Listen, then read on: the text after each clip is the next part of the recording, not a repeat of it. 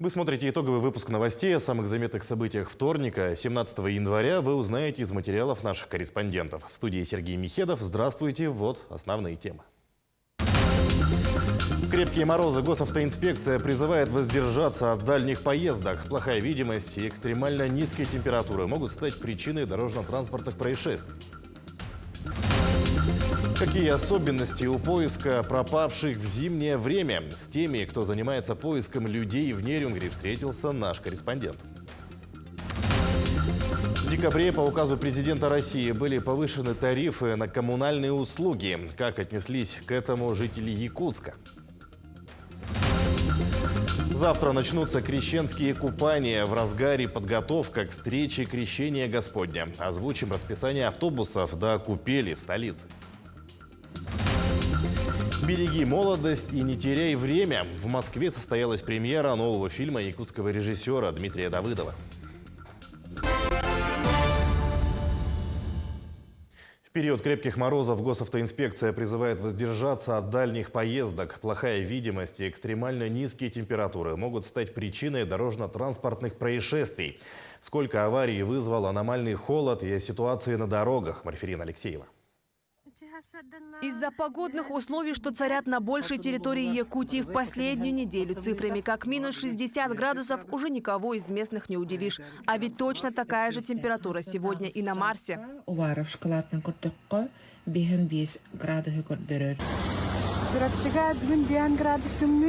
Густой морозный туман окутал все дороги Якутии. Водители дальней дороги снимают, как от низкой температуры лопаются шины больших грузов. Резина вся полопалась. Экспериментальная китайская резина. Здесь 8 колес.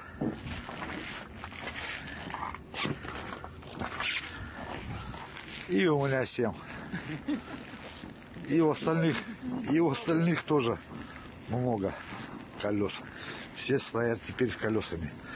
А в столице из-за выхлопных газов видимость на дорогах очень низкая. Густой туман и несоблюдение безопасной скорости стали причиной столкновения 10 машин. Авария произошла на 14-м километре Намского тракта. В общем, за 7 дней по Якутии произошло 96 ДТП, 10 из них с пострадавшими разной тяжести, 1 случай с летальным исходом одного человека. 14 января около 11 часов утра на 30-м километре федеральной дороги Вилюй. По предварительным данным, 23-летний водитель, управляя микроавтобусом Toyota Hiace, не выдержал безопасную скорость движения и дистанцию между транспортными средствами и совершил столкновение с транспортным средством Scania. Ну а в результате автоаварии 10 пассажиров микроавтобуса с различными травмами обратились в медучреждение. Ну и от полученных травм водитель Hiace скончался на месте происшествия до приезда скорой помощи. Морозы ниже 50 градусов простоят в Якутии предположительно еще неделю. Поэтому водителям рекомендовано не выезжать на дальние дороги, быть предельно внимательными, осторожными, соблюдать безопасную скорость и дистанцию. Пешеходам же необходимо переходить дорогу только в положенных местах. В свою очередь, для оказания помощи на трассах Якутии госавтоинспекция выставила дополнительные экипажи. Инспектора работают в круглосуточном режиме на федеральной автодороге Вилюй. Дежурство носит 2 инспектора, по 2 инспектора и 1 автопатруль. Днем и ночью стоят, работают. С города переезжает спецбатальон, спецавтомашиной «Ураган» для предотвращения ДТП. Нами, инспекторами, выявляется правонарушений. Несмотря на то, что подобные аномальные морозы в последний раз в Якутии были зафиксированы 29 лет назад, ежегодно в январе увеличивается ДТП на дорогах. Например, за аналогичный 7-дневный период в прошлом году было зафиксировано 93 ДТП, 1 из них с летальным исходом. Напомним, в этом году 96 с 1 погибшим человеком. При возникновении экстренных случаев на дороге звоните по номеру 127, либо 35 22 22 или же 47 35 69. Для оказания помощи будет направлен ближайший дежурный экипаж. Марфирина Алексеева, Семен Семенов, Иван Слепцов, Якутск, Горный. Найти вопреки всему, именно таким правилам руководствуются поисковые отряды добровольцев, работающих по всей стране. Какие особенности есть у поиска пропавших в зимнее время? С волонтерами Якутского республиканского мониторингового центра пропавшим и пострадавшим детям в Нерюнгри встретился Иван Лазаренко. К сожалению, случается, что пропадают не только дети, но и взрослые, опытные люди. Причем произойти это может в любое время года, а значит, помощь волонтеров в поиске пропавших актуальна всегда. Но если собрать отряд и поисковые работы в теплое время организовать проще, то в холода эта задача усложняется в разы. Летом мы можем спокойно собраться в любом месте, устроить мобильный штаб. Мы не можем потратить время на раскачку, на подготовку. Зимой у нас этого нету. Даже просто, чтобы записать людей, уже это очень сложно. Руки мерзнут, телефоны мерзнут, аппаратура мерзнет. То есть уже мы меньше используем какие-то ресурсы, просто физические. Поэтому именно информация, которую мы получаем от группы информационного сопровождения, она является ключевой и самой важной. По словам Олега Попова, к сожалению, нередки случаи безразличного отношения к случаям пропажи людей. Также морально не каждый готов принять участие в поисках и присоединиться к волонтерам. Но несмотря на различные трудности, поиски не останавливаются до тех пор, пока пропавший не будет найден. Не все жители адекватно реагируют на ситуацию, потому что им кажется, это не мое, кто-то пропал, да, это неприятно, это нехорошо. Но когда это касается лично уже тебя, люди начинают по-другому воспринимать ситуацию. У нас были неоднократно случаи, когда мы выходили на поиски, и прям 1-2 человека, потому что не каждый готов, во-первых, к самому поиску, во-вторых, понимание того, что это чужая боль, оно есть у людей. А ведь следует руководствоваться совсем простыми правилами, чтобы не пополнить печальную статистику спасателей и поисковиков. Основная рекомендация людям, выходящим в лес за грибами, за ягодой, просто на прогулку, родственникам сообщать о месте в маршруте своего движения, в какой район идут. Желательно полностью, чтобы телефон был заряженный. Желательно с собой иметь, какой-то определенный, пускай бутылка с водой, спички в кармане в лесу, то есть это обязательное условие. Даже если человек не курит, спичка, зажигалки должны быть всегда с собой. В зимнее время у нас тоже очень сильно осложнены бывают поиски это погодными условиями, то есть у нас природа такая, на опыте было, что люди теряются, и в этот же день начинается пурга, заметаются следы, то есть и поиски практически невозможны. Под снежным покровом найти кого-либо это нереально, пока не придет весна. Люди, выходящие на поиск пропавших, не супергерои. Это представители разных профессий, которые в повседневной жизни ходят на работу и живут как все. Но порой именно от их помощи зависит жизнь человека. Иван Лазаренко, Захар Головин, Нерюнгри.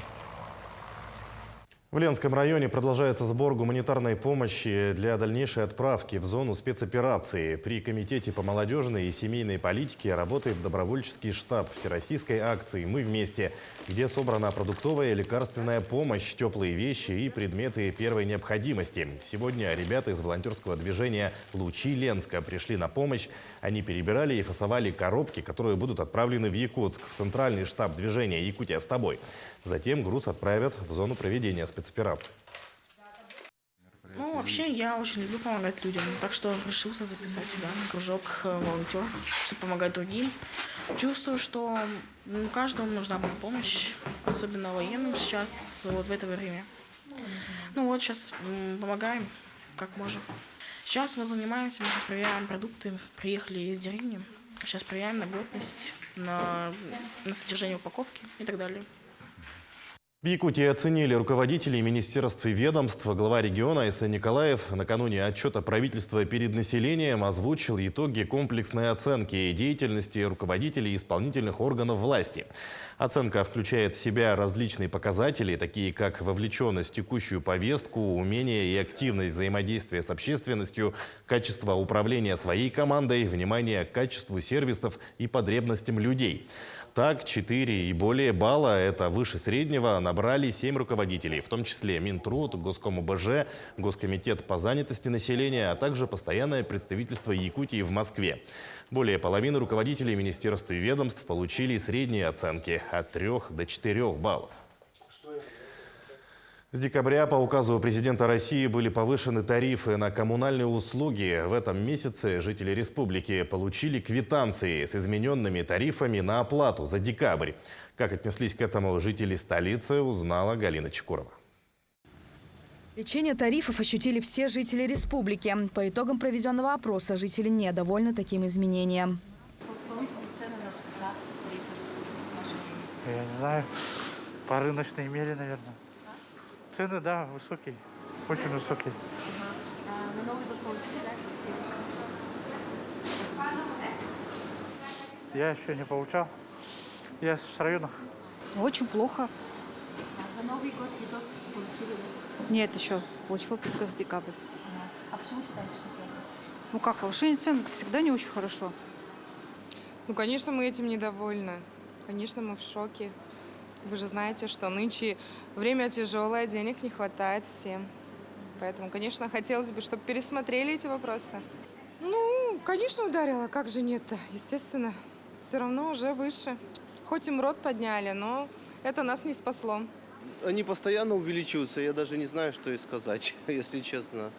Ну, хотелось бы, наверное, чтобы вообще за ЖКХ люди не платили, так как мы живем на севере, и нас должны теплом обеспечивать, так как мы работаем и любим наш север.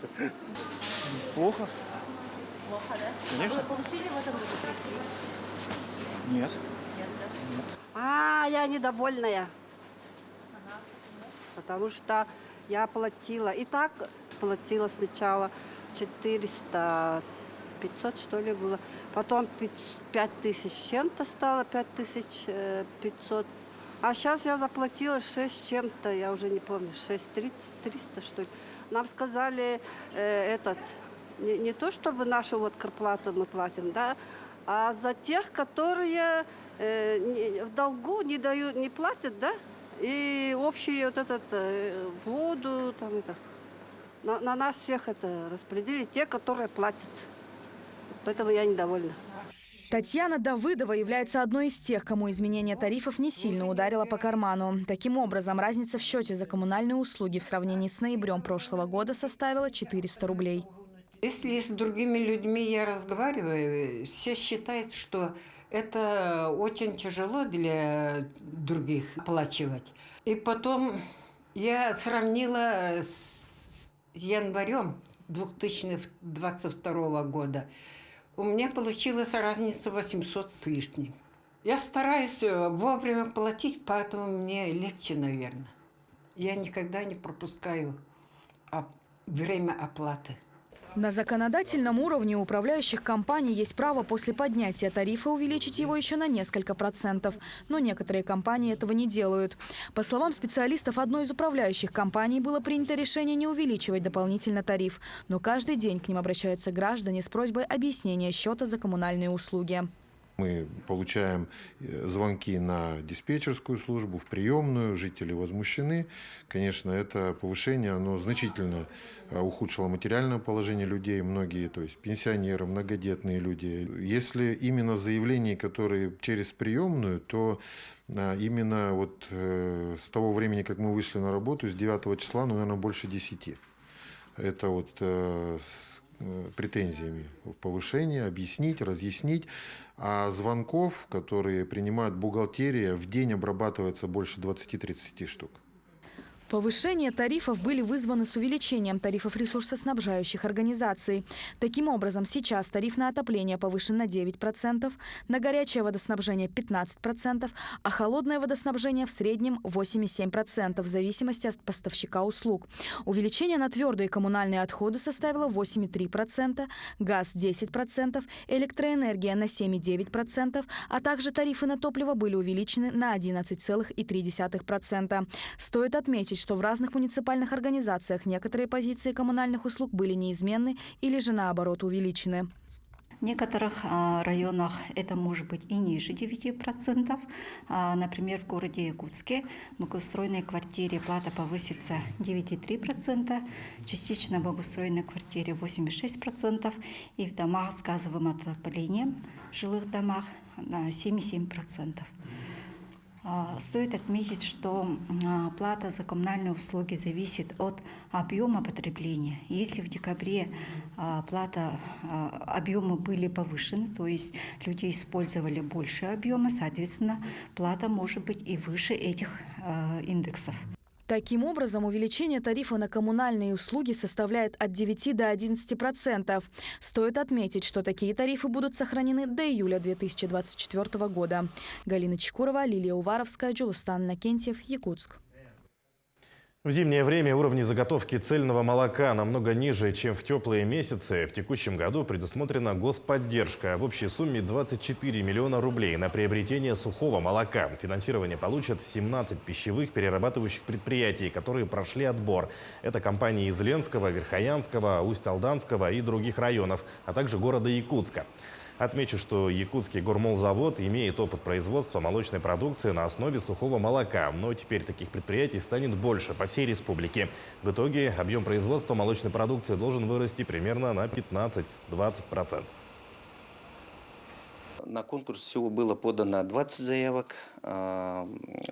Отбор проводится комиссией, по результатам которого было отобрано 17, которые на сегодняшний день более-менее подготовленные, полностью оснащены оборудованием и кадрами.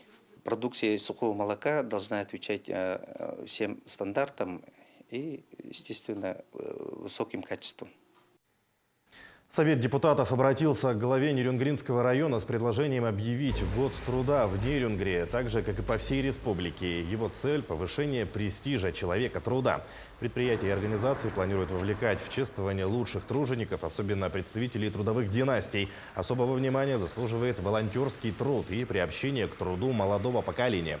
В феврале на очередной депутатской сессии обсудят создание организационного комитета по проведению года труда и вопросы обеспечения разработки и утверждения плана основных мероприятий. Я уверен, что именно 2023 год, год труда в Нерюнгринском районе, год труда в Республике Саха-Якутия.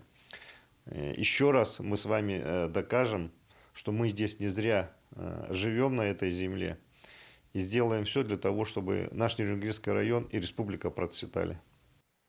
В течение первой рабочей недели января эпидобстановка по вирусным инфекциям в Алданском районе оценивалась как сравнительно спокойная. Врачи объясняют это разобщенностью детских и трудовых коллективов в праздничные дни. Между тем, к участковым терапевтам и педиатрам по-прежнему обращается немало граждан. Тему продолжит Татьяна Вахнина.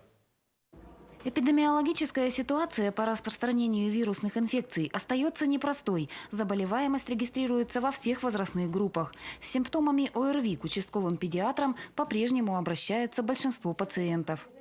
Чаще всего, конечно, это с повышением температуры, с катаральными явлениями, заложенность носа, кашель сухой. Такие жалобы. В Алданском районе в течение первой рабочей недели января эпидемиологическая обстановка по распространению ОРВИ оценивалась как сравнительно спокойная. По мнению специалистов, это напрямую связано с разобщенностью детских и трудовых коллективов в праздничные дни. В настоящее время по-прежнему необходимо придерживаться мер профилактики, напоминают медработники. Частое мытье рук, проветривание помещения 2 раза в день, ношение маски в общественных местах. Ну и самый лучший метод защиты – это, конечно же, вакцинация от гриппа. Вакцинация остается наиболее надежной защитой, которая предупредит развитие осложнений в случае заражения. Прививочная кампания против гриппа финишировала в декабре минувшего года. В Алданском районе план по иммунизации детского населения выполнен более чем на 80%. Между тем, в целях снижения рисков неспецифические меры профилактики вовсе не станут лишними. Вести здоровый образ жизни, закаливаться, делать процедуры закаливающие и витаминчики принимать. Зарядка, поменьше гаджетов, особенно касается детей. Стоит отметить, что молодые родители верно оценивают важность превентивных мер. Неспецифическая профилактика включает соблюдение правил гигиены, обработку помещений, а также постоянное укрепление иммунитета. Капли в нос каждый день. Витамины пьем и все. Проветриваем, комнату каждый день. Вирусные инфекции способны спровоцировать развитие серьезных патологий. Медработники подчеркивают, при первых признаках заболевания следует остаться дома и вызвать врача. Татьяна Вахнина, Сергей Шипачев, Александр Лукин, Алдан. Мирнинское управление автомобильных дорог совершенствует рабочее пространство на объектах. Для этого подразделение «Алроса» внедряет методику 6С. Это система хранения инструментов и организации рабочего пространства. Ее цель – безопасность в цехах, порядок и экономия времени. Для этого компания в конце прошлого года приобрела 11 специализированных столов-верстаков.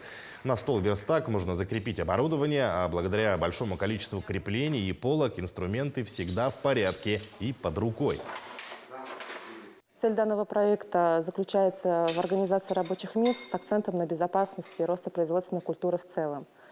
Главной проблемой при выполнении поставленных задач для работников в процессе работы является отвлечение на поиск инструментов, затрата времени, где теряется бдительность работника, работник, соответственно, торопится и в результате чем пренебрегает безопасностью. А накануне праздника Крещения Господня на Зеленом лугу в Якутске сотрудники ГИМС, МЧС и службы спасения ведут подготовительные работы. Напомню, купания пройдут на территории республики и начнутся завтра и завершатся 20 января. Подробности подготовки в сюжете. 19 января верующие россияне отметят православный праздник Крещения Господня. У этого праздника есть свои традиции. Самое ожидаемое мероприятие из них – крещенское купание. В этом году в столице место проведения оставили неизменным. Сегодня на Зеленом лугу специалисты спустили в прорубь специальную люльку для безопасного окунания, а также установили специальные палатки. Проходит работа хорошо. За бортом 40 с лишним градусов. Ребята работаем. Устанавливаем около 4 палаток. По размеру 50-ка одна объема будет, 2 30-ки и 1 30-ка будет для безопасного проведения купели. В местах крещенского купания в целях безопасности жизни и здоровья людей сотрудниками ГИМС, МЧС России, МВД, спасателями, пожарными и медицинскими работниками будут вестись постоянные дежурства. Желающих окунуться в купель просят придерживаться элементарных правил безопасности. Окунаться только в оборудованных местах, если в случае чего вам будет оказана помощь. Не подъезжать к самой купели проруби на автотранспорте, не засорять купели, не окунаться в состоянии алкогольного опьянения, не оставлять детей без присмотра взрослых и придерживаться всех правил и следить за своим здоровьем. Кроме Якутска, крещенские купания пройдут в 16 муниципальных образованиях в течение 3 дней.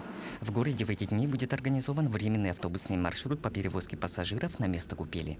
Алексей Захаров, Григорий Хлопков, Якутск.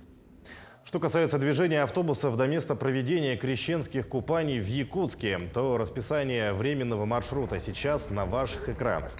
Так, общественный транспорт будет курсировать с площади павших борцов, это Вечный огонь, до Зеленого луга 18 января с 12:30 до 22 часов, 19 января с 15:00 также до 22 часов и 20 января с 8 утра до 10 вечера. Стоимость проезда 40 рублей. И последнее. В Москве состоялась премьера фильма «Молодость» якутского режиссера Дмитрия Давыдова. Лента рассказывает о 40-летнем Васе, который спустя 20 лет скитаний возвращается в родную деревню. Его главное намерение – наверстать упущенное, вернуть беспечную молодость. Но такое спонтанное появление друзьям детства не по нраву. На первый взгляд, легкая комедия раскрывается зрителям как глубокая драма, где смысл картины – не терять время. В фильме использована музыка группы «Харды», которая и вдохновила режиссера на создание этой истории. Картину снимали в Амге 2 года назад, даже когда температура воздуха опускалась до минус 62 градусов. С 19 января фильм выйдет в широкий прокат. Под впечатлениями до сих пор действительно было интересно смотреть, была полная погруженность. Понравилась некая искренность артистов. В хорошем смысле это восхищает. Комедия, чем печальная история, потому что фильм про жизнь, в общем. Я видел в этом фильме обычных людей, обычную жизнь, которую повседневно вижу в Якутии и тут. Вначале, там будут смеяться, как-то веселиться, но потом в конце, я надеюсь, что они уловят вообще смысл и глубинный смысл фильма. Будут премьерные показы в Петербурге, в Новосибирске, в Екатеринбурге и в других городах. И вот с 19 января у нас по всей России будет прокат. Буквально на следующей неделе у нас будет скандинавская премьера Финляндии, дальше у нас Турция. Таким наши корреспонденты увидели уходящий день. Всего доброго и до свидания.